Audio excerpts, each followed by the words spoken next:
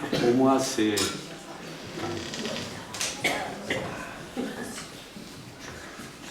un honneur d'être ici. C'est aussi un privilège, de servir et surtout de voir comment ça fonctionne. Privilège d'être avec Jean-Marc, Edmé, Sylvain, Lynn et puis toute l'équipe. C'est une énorme bénédiction pour moi, pour nous, en même temps que je transmets, qu'est-ce que je peux recevoir.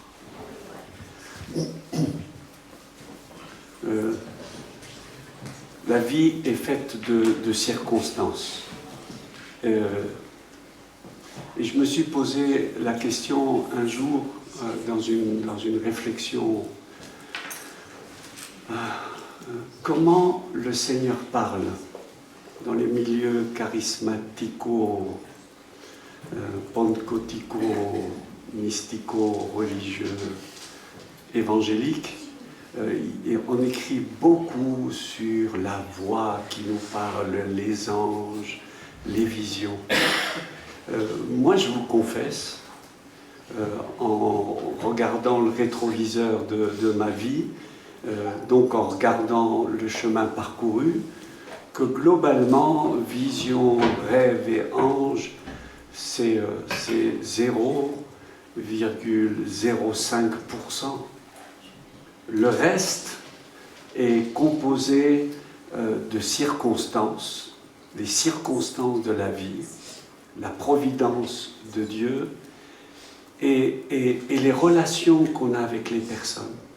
Par exemple, j'étais invité dans la plus grande église de France pour parler de la délivrance.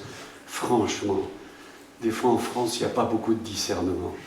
Alors donc, moi, j'étais conférencier de la plénière et on avait invité Jean-Marc Bigler pour être dans une... J'arrive jamais à trouver le mot. Dans un petit atelier. Alors que normalement, c'était lui qui devait être le conférencier et moi, à la limite, être invité pour un atelier, c'était lui qui avait de l'expérience. Mais c'est pas ça l'important. L'important, c'est qu'on avait été logés, accueillis dans un hôtel, un petit hôtel de la gare. Moi, j'ai regardé, ils nous ont mis dans un hôtel de passe. Mais bon, on se soumet, on accepte. Une étable, une crèche, de la paille fraîche, c'est bon, c'est bon. Et donc, au petit déjeuner, le matin, dans une petite table, il y avait Jean-Marc et Edmé. Et puis, moi, j'étais encore en processus de guérison concernant ma timidité. Moi, j'étais un très grand timide. Depuis lors, le Seigneur, il m'a bien soigné. Et donc, je m'approche, mais timidement, de tous les deux, sachant que Jean-Marc était un des orateurs. Et je dis, est-ce que je peux m'asseoir? Et puis j'entends Edmé qui dit, bien sûr. Alors, et c'est comme ça que tout a commencé. C'est-à-dire qu'une relation, un contact. Je crois que j'ai dit à Jean-Marc, qu'est-ce que tu viendrais une fois de notre assemblée? Il m'a regardé, il dit, mais bien sûr. Je dis, mince, il n'a même pas prié, il n'a pas pris du temps, il ne m'a pas répondu en faisant attendre 3 semaines, tu as dit oui. Et puis c'est comme ça que ça a commencé. C'est la raison pour laquelle le Seigneur désire qu'on soigne nos relations, avec tout le monde.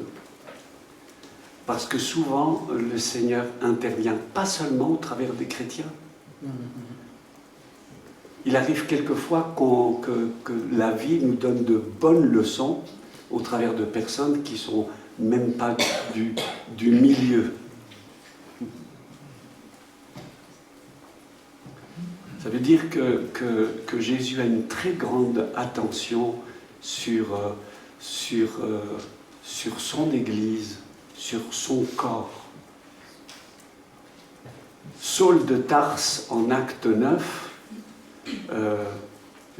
il était furieux, cet homme-là, religieux à l'extrême, un extrémiste, plein de violence.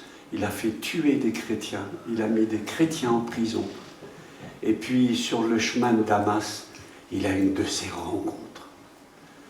Mais une de ces rencontres, il m'a fallu des années pour découvrir que sur le chemin de Damas, il n'a pas eu une révélation. Il a une double révélation. Double révélation quasi simultanée qui va changer sa vie et qui va ensuite lui faire écrire ce qu'il écrira et que nous lirons. Une courte révélation qui ne l'a pas laissé indemne. La première révélation, c'est la révélation de Jésus. Ça a été le choc de sa vie, il s'est effondré. La lumière était tellement forte qu'il en est resté aveuglé. Mais la deuxième simultanée, lorsque Jésus lui dit « Je suis Jésus que tu persécutes », une vision simultanée de Jésus et de son corps. Et donc, je trouve extraordinaire la grande intelligence de quelqu'un, c'est de mettre dans une petite formule, une courte formule, des principes énormes qui peuvent affecter le monde physique, le monde qui nous entoure. Par exemple, lorsqu'Einstein a dit en une petite formule, E est égal à mc2. Une petite équation qui ensuite va littéralement transformer notre monde. Combien de commandements 613 ou 617. Eh bien, c'est intéressant que Moïse, il reçoit une révélation et il va la définir en 10 paroles. C'est fort, hein? Parler courtement, 10 paroles qui peut définir le bien-être de l'humanité, même si tu n'es pas chrétien, même si tu n'es pas croyant. Si tu obéis à ces 10 paroles, c'est suffisant pour qu'on ait à peu près une société qui pourrait marcher qu'à un camp. Et quand on pose la question, on dit, il est fort Jésus. Et quand on lui dit de résumer la loi, il est encore plus fort. De 10, il passe à 2. Ça, c'est fort, ça. Hein? Mais alors, c'est fort de chez fort. Il dit, tu aimeras Dieu et tu aimeras ton prochain. Mais il y a encore plus fort. Dans Galates 5, il est dit comme ceci. C'est Paul qui parle. Et il écrit, tu veux que je te résume la loi? Toute la loi se résume en une phrase, une seule. Tu aimeras ton prochain comme toi-même. Ça veut dire que le corps est important. On parle du baptême d'eau, on parle du baptême de l'esprit, et on oublie ce que l'apôtre Paul écrit. Le baptême dans le corps. Le baptême dans le corps. Il y a des gens qui ont une claire vision du baptême de l'eau et d'autres qui ont une claire vision de ce qu'est le baptême dans l'esprit. Le jour où on est rentré, moi je suis rentré la première fois dans l'église et que évidemment j'ai fait cette décision, je me suis fait baptiser, on a commencé à prier, mais il s'est produit quelque chose, je ne savais pas ce qui se passait. Quelques heures auparavant, quelqu'un s'est approché de Marie-Élise et lui a dit « J'ai eu un rêve cette nuit, tu vas être baptisé dans l'esprit. Tu seras baptisé de feu. » Marie a dit « Ça va pas, non? Qu'est-ce que c'est que ça ?» C'est des formules que la plupart d'entre nous, nous connaissons, mais quand tu dis ça à un nouveau chrétien, tu lui fous la trouille. Hein. La réunion de prière commence et soudain, Marie-Lise sent 2 mains posées sur toi et une visitation de Dieu. Elle se retourne, il n'y a personne qui la touche. Et elle se met devant tout le monde à parler en langue, et à ce moment-là, je suis baptisé dans le Saint-Esprit. Ça, on en est au clair. On sait ce que c'est, avec les dons qui se manifestent, etc. Mais un jour, en lisant la parole de Dieu, je crois que c'est dans 1 Corinthiens chapitre 11 ou 12, Paul écrit être baptisé dans le corps.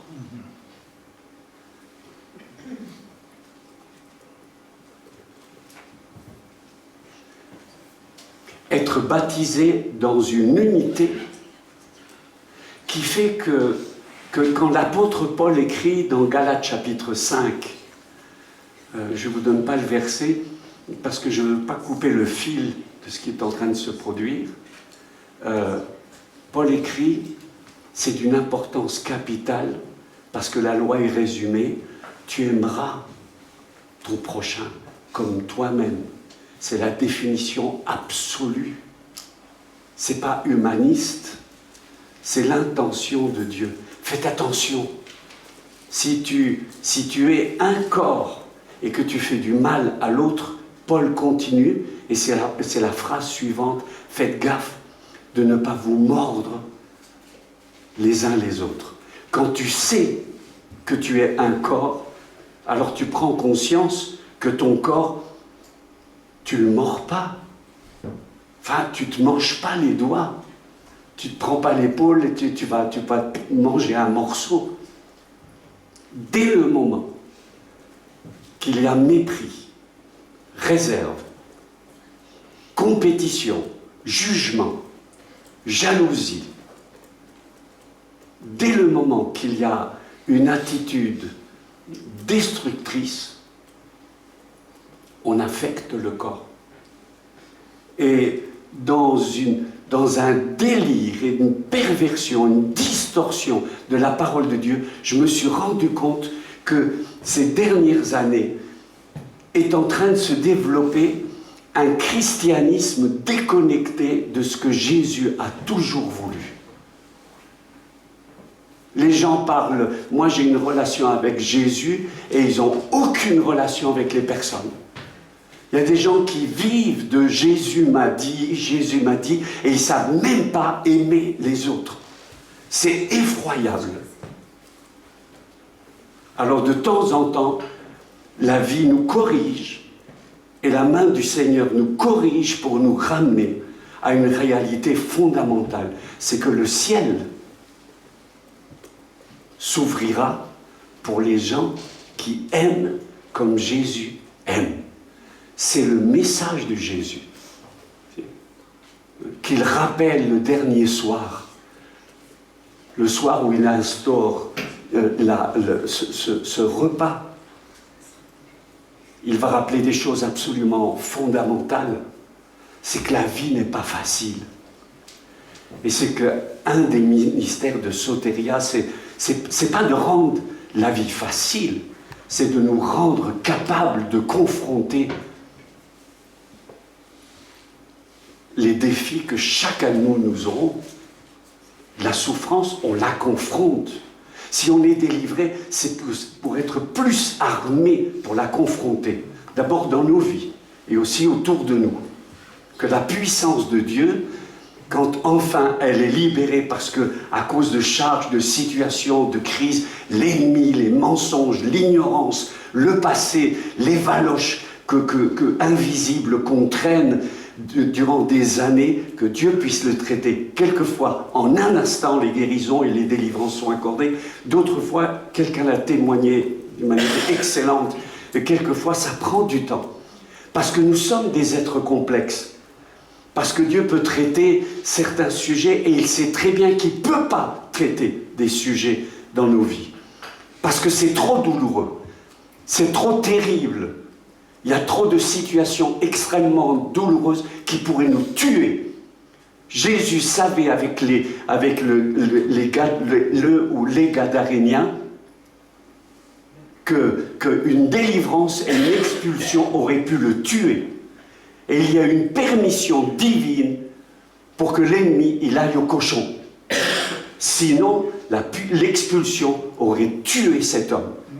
Permission divine. Pourquoi?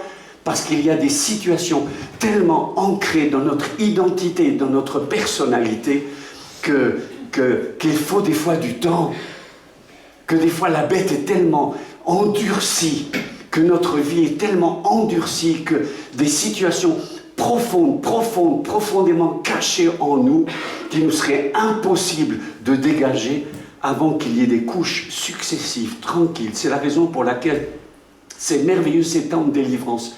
Mais pour plusieurs qui ont expérimenté plusieurs camps de délivrance, ils découvrent une liberté, une capacité à confronter la vie. C'est pas ne plus vivre des problèmes. Ça serait menteur de dire ça.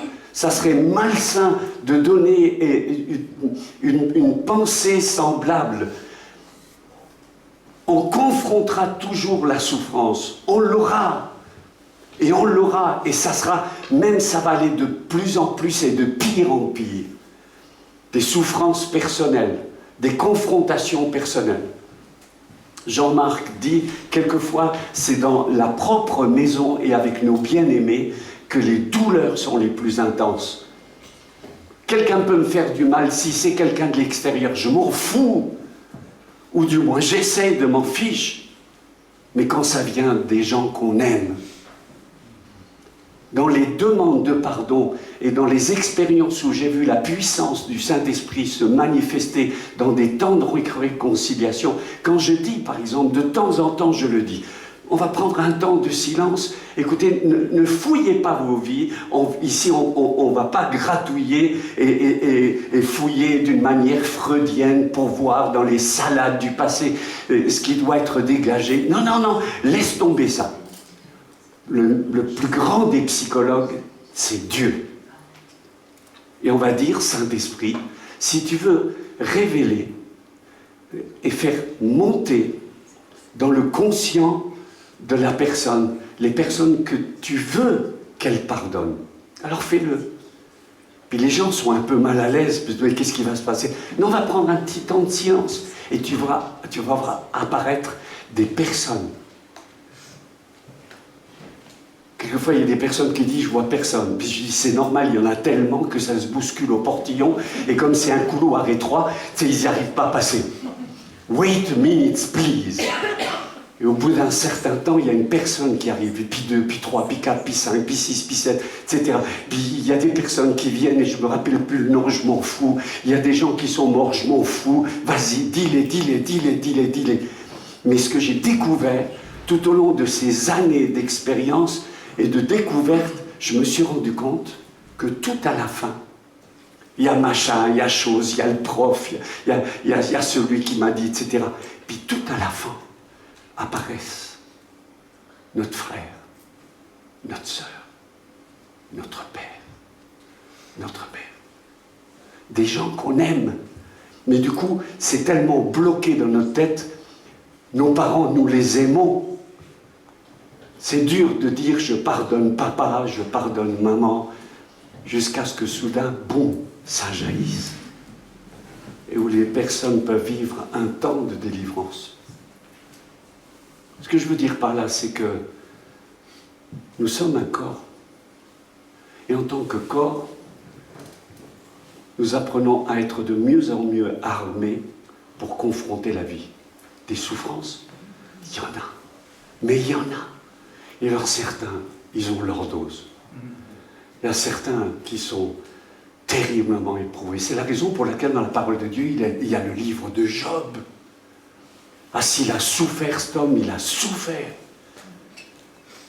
Nos souffrances physiques, nos souffrances intérieures, les souffrances que l'ennemi nous inflige, les souffrances des intempéries et les tsunamis qui ont tué 200 000 et plus de personnes sur une plage, et les souffrances de la guerre, et puis les souffrances des enfants de Dieu.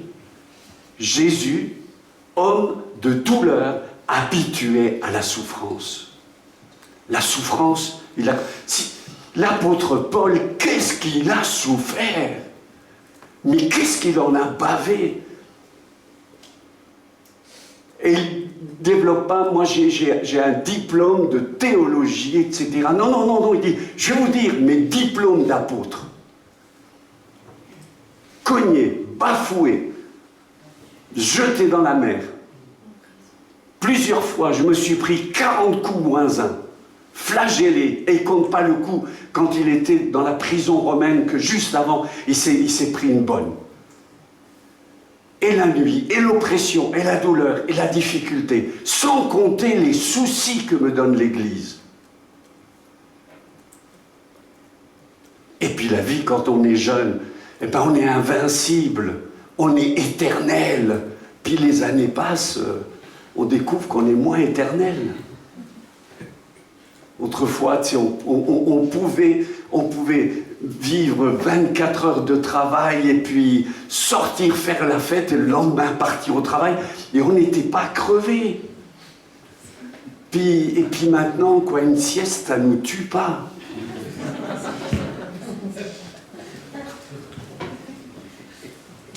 Nous avons des temps de souffrance et des temps de difficulté. Jésus ne l'a pas caché. Jésus, à maintes reprises, il enseigne ses disciples en disant, les amis, Marc 8, je vais souffrir. Marc 9, je vais souffrir et je vais mourir sur la croix. Marc 10, il le répète. 3 chapitres où il répète. Croyez quoi? Quand il marchait, il parlait à ses disciples. L'apôtre Paul écrit, c'est par beaucoup de tribulations que vous entrerez dans le royaume de Dieu. Nous sommes, et je le reconnais, que nous sommes des personnes qui, s'il vous plaît, quoi, à cette souffrance, à cette difficulté. Et c'est la raison pour laquelle, le premier soir, comme ça, à brûle-pourpoint, je vous ai parlé de cette fameuse huître qui, quand elle s'ouvre, dans ses fonctions naturelles de respiration et de nourriture, en mer, les huîtres perlières, de temps en temps, s'infiltrent. Mon frère qui a travaillé en Nouvelle-Calédonie et à Hawaï, il a ramené des véritables perles à ma maman. Des perles magnifiques. Ces perles, c'est la réaction d'une huître face à la souffrance que lui inflige un corps étranger. Et nous confrontons des corps étrangers. La grande question, c'est pas si on souffre ou pas. Tout le monde a eu son lot. Et tout le monde aura son lot. Donc j'annonce pas une parole prophétique de malédiction, c'est la réalité de la vie. La question, c'est comment on réagit face à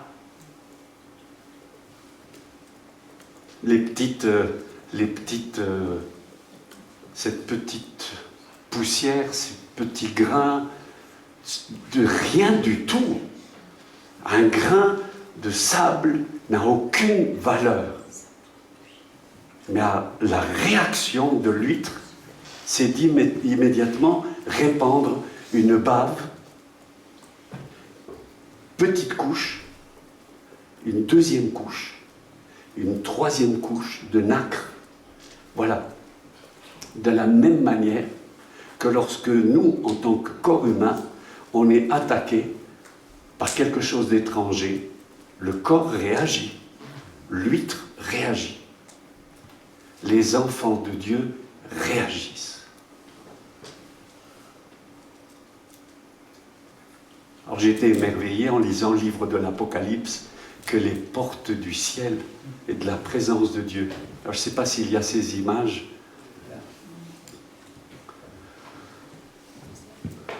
Il y en a plusieurs. C'est de la bave de mollusque. Et tu peux continuer, il y en a encore, c'est de la bave de mollusque. Et ça coûte une fortune. On a découvert une perle de 7500 ans. Donc c'était des objets rares et extrêmement précieux. Comment on réagit à la souffrance? La puissance du Saint-Esprit nous est donnée pour transformer le malheur en bonheur. C'est d'une beauté absolument extraordinaire.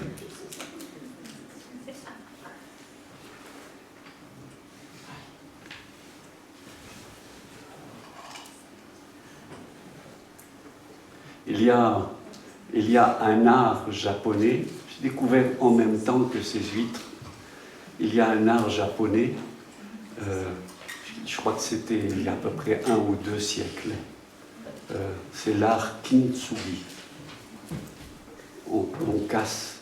On a cassé un pot et il y avait des maîtres japonais qui reconstituaient le pot avec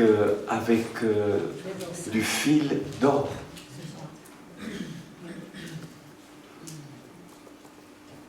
Ce soir, le Seigneur veut répandre une onction nouvelle. D'abord pour parler à nos vies personnelles, mais aussi pour nous rappeler que nous sommes un corps. Et que le Seigneur est extrêmement attentif à son corps.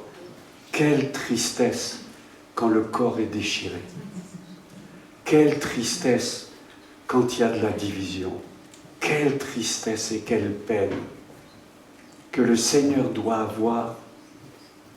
Ah, parce que vous pensez qu'au ciel, Jésus ne souffre pas dans cet endroit où il n'y a plus ni douleur, etc. Dans son intercession, il communie avec l'humanité entière. Son intercession est fondée sur l'amour.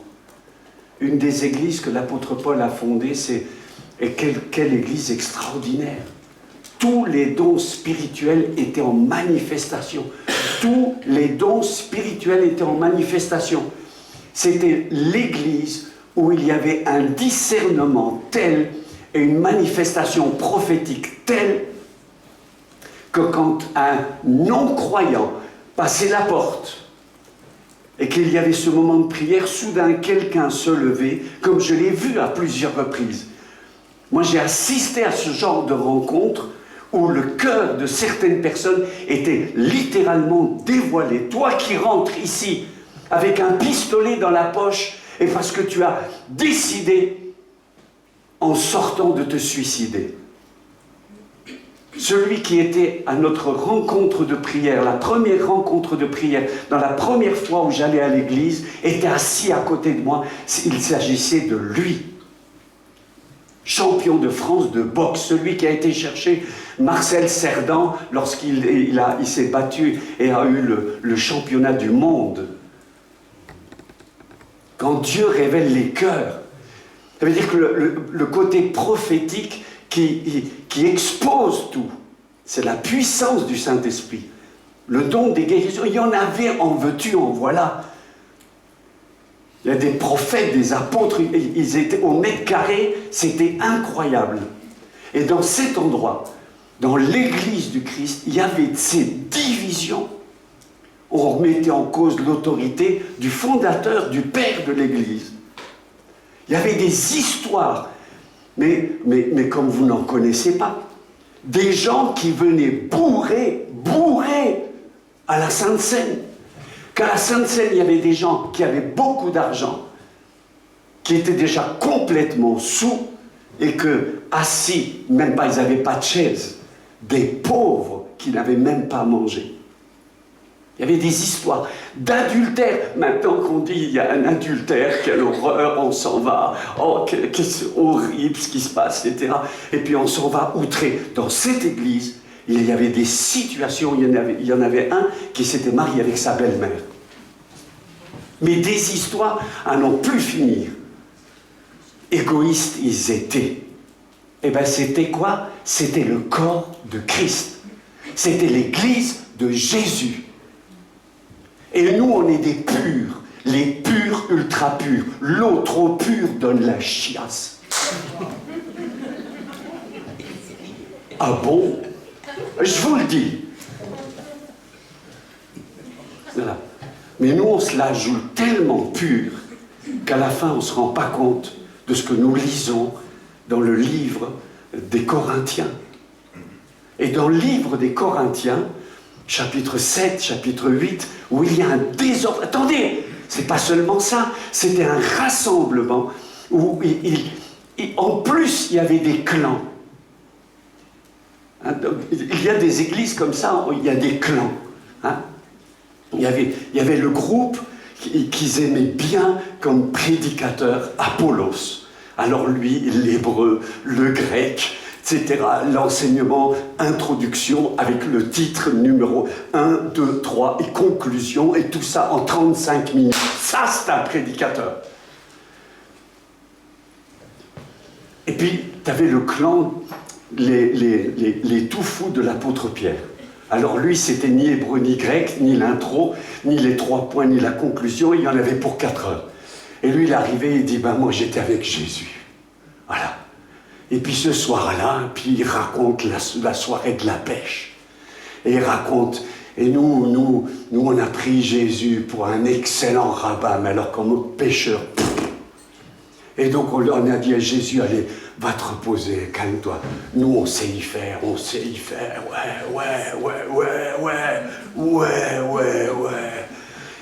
Et puis pendant qu'il dormait, il était tombé sur nous, et tout le monde était là. Et alors, on n'en pouvait plus, on s'en sortait plus. Et c'est à ce moment-là qu'on a demandé à Jésus au secours. Et bien celui qui n'était pas pécheur, il nous a résolu le problème. Et tout le monde disait, waouh, oh, ça c'est un film, et en plus c'est un film pour de vrai.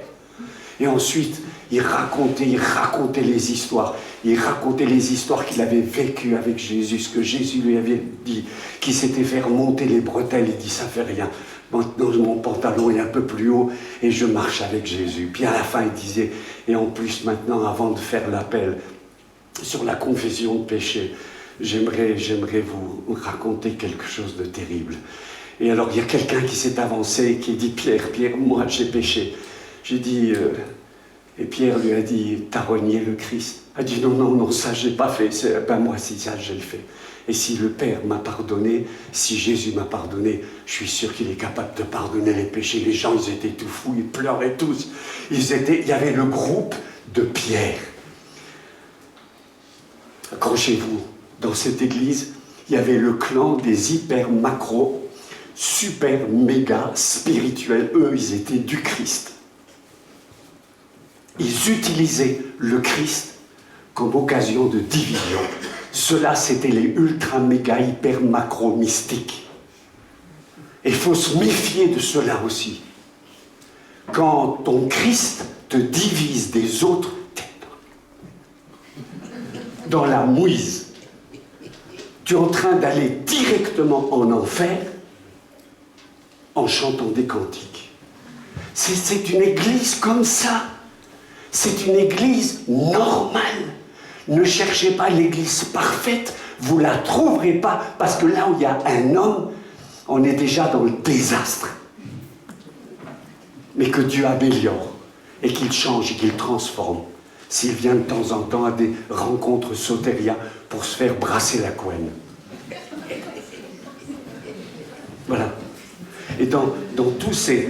si vous lisez le chapitre, tous ces chapitres, c'est des conseils, des instructions, des admonestations, des encouragements, des remontages de bretelles, des soufflages de bronches, etc.